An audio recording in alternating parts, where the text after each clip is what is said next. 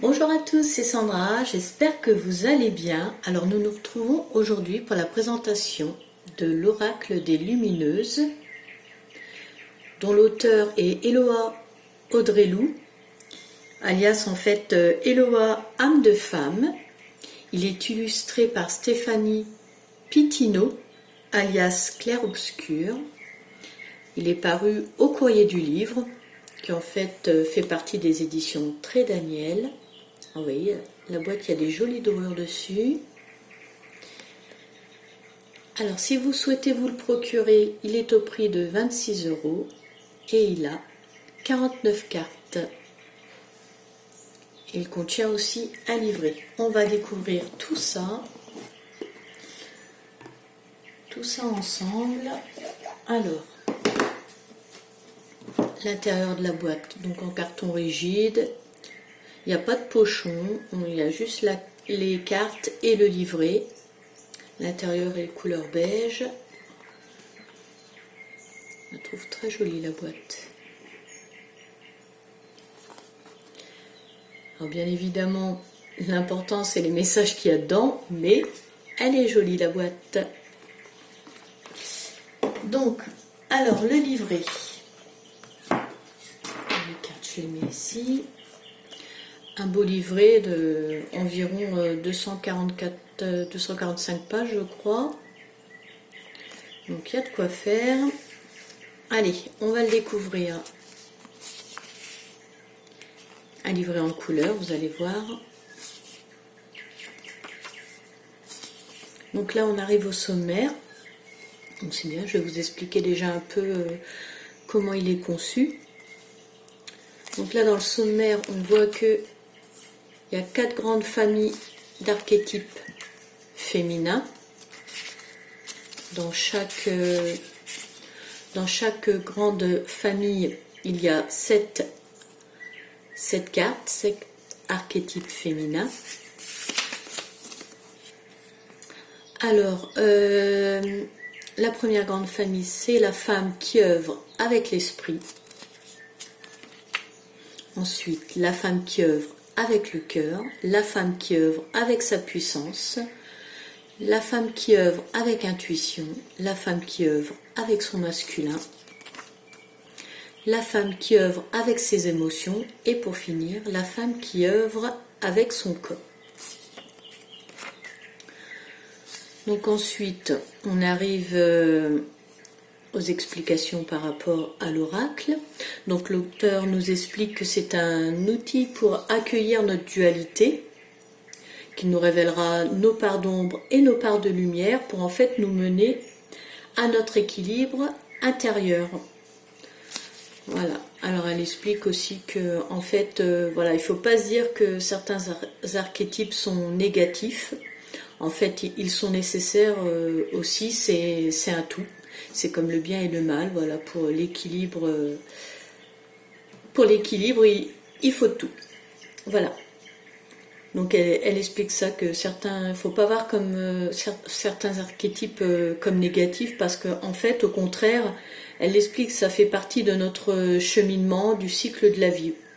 Il faut voir, elle dit qu'il faut voir ces cartes comme un miroir qui nous révèle nos facettes. Des facettes qu'il nous faut accepter, travailler pour évoluer, ou exploiter en vue d'aller donc vers notre équilibre pour trouver l'harmonie. Voilà. Comment œuvrer avec l'oracle? Donc elle nous explique que par rapport donc à chaque carte, chaque archétype, donc en fait il y a 5 outils. Alors par rapport à l'archétype, il y a sa force. Donc en fait c'est le talent ou la qualité à privilégier. La face cachée, c'est l'aspect sombre de cet archétype. Ensuite, il y a l'équilibre. Alors là, c'est l'équilibre épanouissant à trouver entre l'ombre et la lumière. Le coup de ki, donc elle explique que dans le taoïsme, en fait, ça signifie l'énergie. C'est le moyen, c'est l'aide à mettre en place pour aller justement vers cet équilibre. Et la formule alchimique, donc là vous verrez pour chaque carte, c'est une phrase, c'est comme un mantra à se répéter pour que la loi d'attraction opère en fait. À force de répéter, voilà, on modifie les choses. Et c'est bien parce qu'elle le dit quand même, parce que des fois il y en a qui pourraient très bien ne pas prendre ça pour sérieux, mais en fait elle explique bien que, vous voyez là, nous savons grâce aux neurosciences que nos pensées influencent notre vie, comme la loi d'attraction. Cette formule est là pour vous aider en répétant cette phrase plusieurs fois par jour, comme un refrain, à alchimiser la force et la face cachée en vous. Voilà, je trouvais ça bien qu'elle resitue ça, qu'en fait, voilà, il y a quand même eu des études faites là-dessus, comme quoi un mantra a une grande puissance. Alors ensuite, elle nous parle des tirages. Donc on voit le tirage à une carte. Donc là, si on a une problématique, bon, ben voilà, on se met en condition pour tirer une carte. En fait, on tire une carte qui sera l'archétype à utiliser, à travailler selon le problème qu'on rencontre. Le tirage à 2 cartes. Donc la première carte, ça va nous révéler l'archétype qui est bien présent actuellement. Et la deuxième carte, c'est l'archétype qu'on devra développer dans notre vie là, par rapport à la problématique pour laquelle on fait le tirage en fait, pour avoir des informations. Et la troisième proposition de tirage, c'est un tirage à 4 cartes, donc pour trouver des pistes à votre situation. Donc elle explique qu'en fait, il faut étaler les cartes.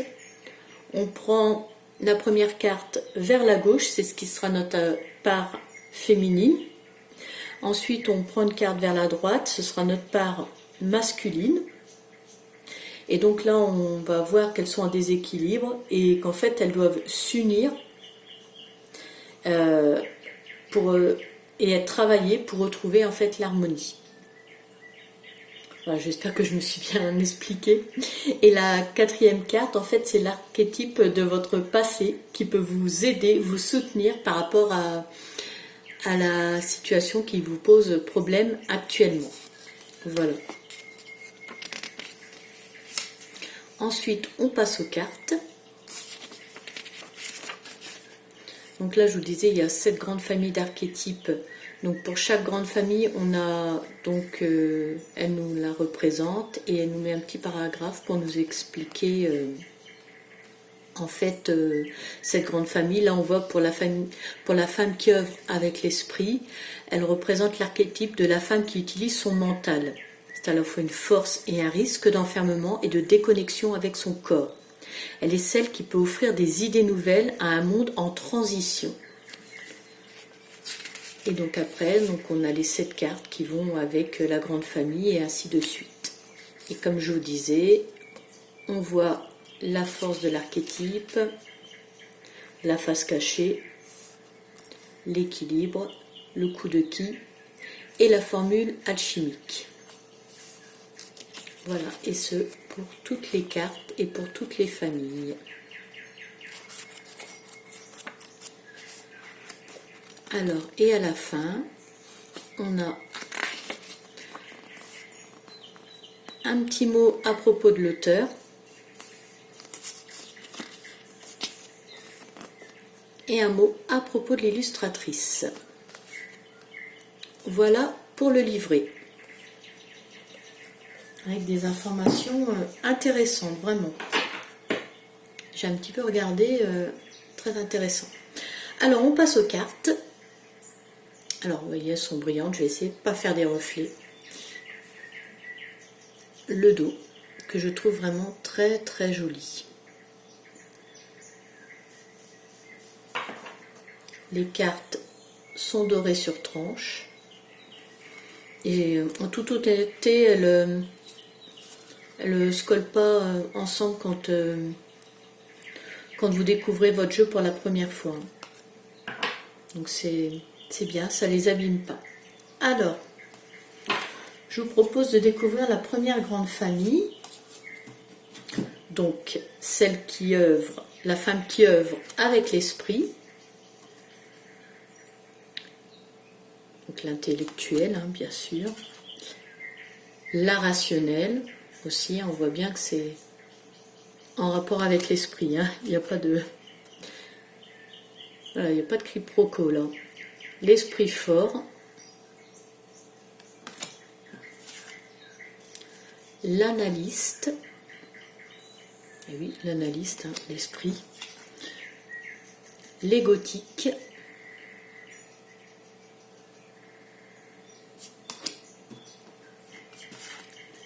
la visionnaire,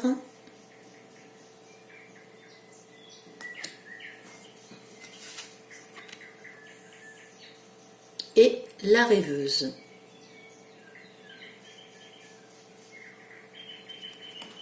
Voilà pour ce qui est de la première grande famille des archétypes. Alors ensuite, on a la femme qui œuvre avec le cœur,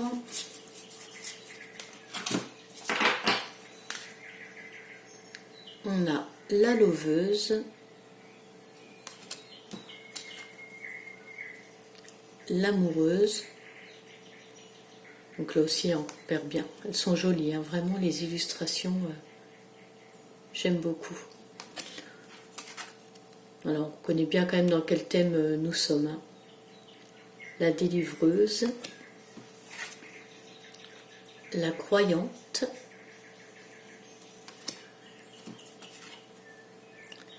la délicieuse,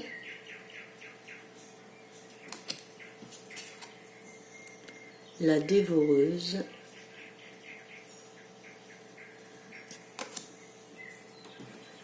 et l'alouette.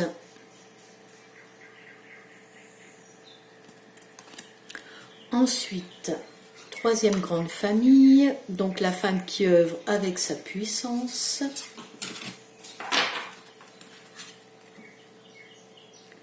l'inventeuse. Je vous disais, on reconnaît bien les thèmes, mais j'étais en train de me dire, ça aurait été bien un petit logo discret pour rappeler dans quelle grande famille d'archétypes la carte se trouve. L'aventureuse. Bon, après, c'est vraiment un petit détail, hein. Voilà. Mais des fois, juste un tout petit rappel vite fait, ça aurait été bien. La candide.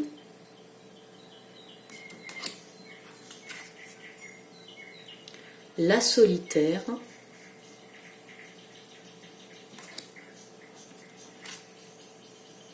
La chercheuse.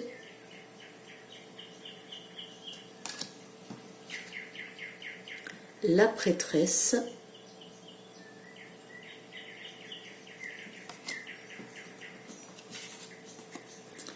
Et l'alchimiste.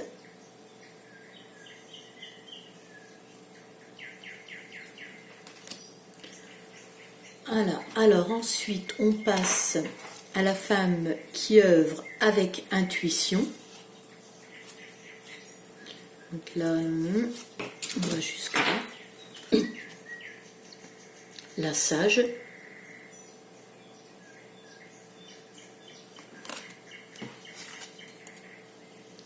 La lunaire.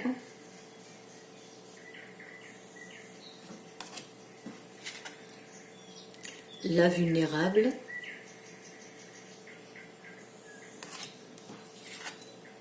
L'ermite.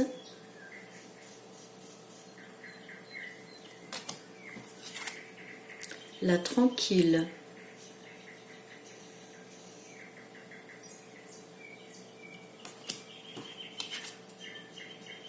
La chuchoteuse.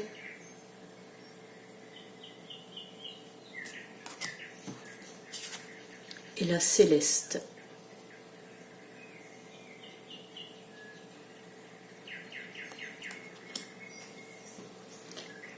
Alors ensuite, on passe à la femme qui œuvre avec son masculin. Donc là, hop. L'indifférente.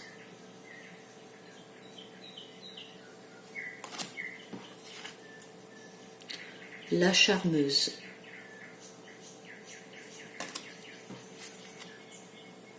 la sauvage,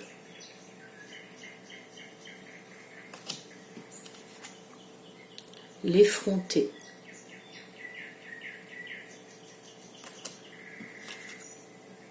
la cavalière,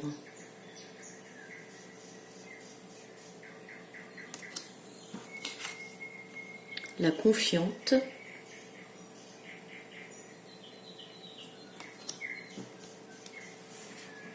et la courageuse.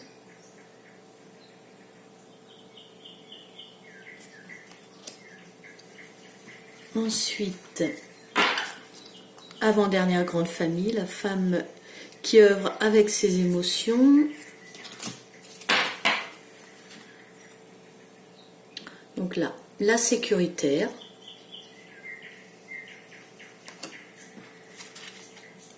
la joyeuse,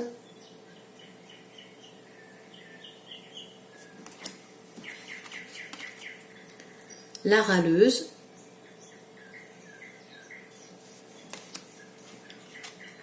la passive,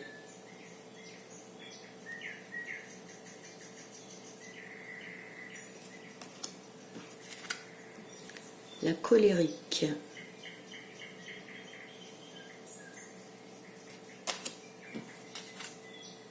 la boudeuse,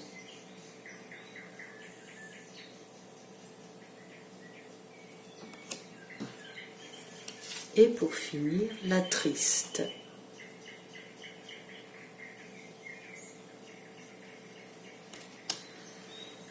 Et la dernière catégorie, la femme qui œuvre avec son corps.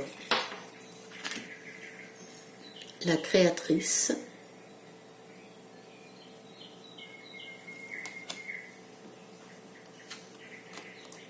la joueuse,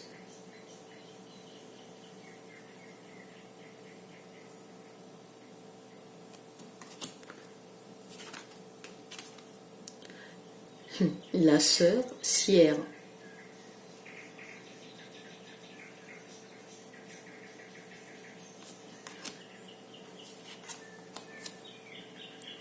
la mère nourricière,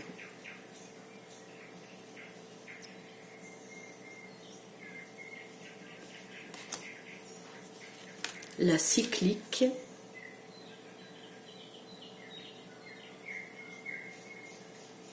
donc oui, je disais pourquoi ça aurait été bien qu'il y ait un petit logo, mais en fait, oui, on voit bien à quelle catégorie chaque archétype, dans chaque, on voit bien dans quelle famille ils font partie chaque archétype.